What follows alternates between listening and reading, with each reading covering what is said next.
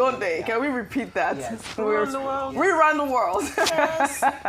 Well, all right. Well, good morning to you, viewers. Let's begin what's trending with the good news that former President Goodluck Jonathan is safe and has arrived in Nigeria after departing Guinea Bissau in the wake of the military takeover in the country that left him stranded on Wednesday.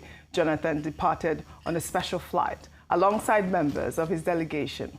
He was one of the 36 high-profile observers on the joint mission of the African Union, ECOWAS, and the West African Elders Forum to monitor the presidential election. Well, here's the movement. His plane touched down in Abuja.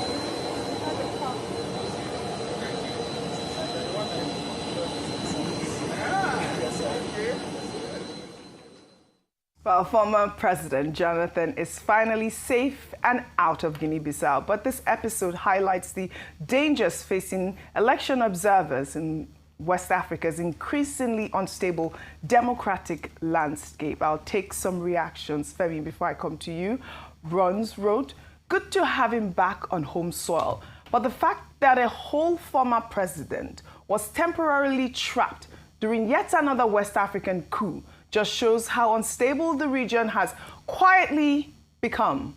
Safe return is good, but the bigger question is when will ECOWAS stop reacting and finally start preventing these crises?" Oko wrote on X, "Goodluck Jonathan has now added surviving a military coup evacuation to his CV. Man has dodged Boko Haram bombs, 2015 election loss, Guinea-Bissau coup. At this point, the good luck in his name is not propaganda. It's a verified spiritual gift. Welcome home, sir. The luck is still working overtime." I particularly loved that tweet. Yesterday I had another tweet that said good luck to Goodluck, and now you know his luck is really working overtime. He came back home safe and sound, but you know, like I highlighted, the bigger question about the West African coup. We have seen in already 5 different West African nations, this coup is becoming increasingly disturbing. Absolutely. So first things first, as we've already established, we are very happy to see our former president returned in one piece. He did look very joyful and happy and relieved to be home in that video, and I know a lot of us were anticipating perhaps hearing from him directly, but while we wait for that to happen, we are definitely happy to see that he has been returned. But I do think that this experience does uncover greater questions. What is he now going to do with this experience? It would be interesting if he does use his now platform and this experience perhaps to speak to the federal government, speak to the African Union, speak to ECOWAS, again furthering the point in the first tweet about what you're going to do to be more proactive rather than reactive. He has a very unique position in the fact that he went there for one thing, to observe democracy, to champion democracy, and he was met with the direct opposite of it. So it can't just be a conversation that ends with his safe return. While we are very happy and we do understand this is another example about why it is a positive thing to name your children well, because they continue to embody what their name means. Yes. But I would love to see this go further once he does return here to Nigeria, perhaps to speak to the president, to speak to the federal government and just talk to them about what we can really do, because in as much as we can say that this is a distant issue, that this is something that affects other countries over there, this is still our backyard, this is still our region. And while we do not want any type of military coup to be attacking Nigeria's democracy, we can't act as though this is a distant issue. It's getting closer and closer, this type of political insecurity. And he has to put a stop to it. It has to end. Absolutely. Now we are speaking about even insecurity in Nigeria. I mean, now we are seeing military taking over in West African nations. Let's come back home here. Now, the Inspector General of Police, Kayode Egbetokun, on Thursday announced that 11,566 policemen have officially been removed from their assignments working with VIPs. Egbetokun stated this while speaking with the press in Abuja. At a meeting with senior police commanders, he debunked rumors circulating online that 120,000 policemen are attached to private individuals in Nigeria, calling it a blatant lie. Let's take a look. Yes, we have already withdrawn 11,566 personnel. We have given directives for that. I have seen some things posted on the social media, misleading. People are quoting figures.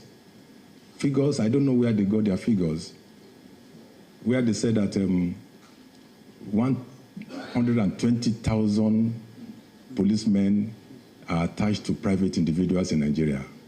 These are lies, not true. I don't know where they got their figure from. And that's the figure that's been brandished everywhere.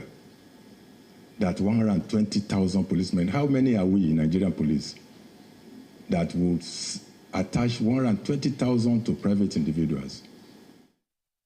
In the same vein, the founder of Kingsway International Christian Center, Matthew Ashimolowo, is calling on the federal government to have young people from the National Youth Service Corps trained to fight against insecurity and crime. The pastor made the comments while speaking on live television on Thursday, comparing NYSC to Israel's mandatory service system, saying that their army is comprised of mostly 18 to 22-year-olds. Have you ever heard this? Well, this is, a controversial proposal. President Tinubu had earlier approved the use of NYSC camps at temporary training grounds for emergency police recruitment. But, this pastor is going further, essentially calling for the militarization of National Youth Service Corps. Now, the question is, should Nigeria turn its one-year civic service program into military training, or will this put unarmed young graduates in harm's way while, serving their country? In that same interview, the pastor also called on the public to support President Bola Ahmed Tinubu, saying, we have a leadership who wants to make things work.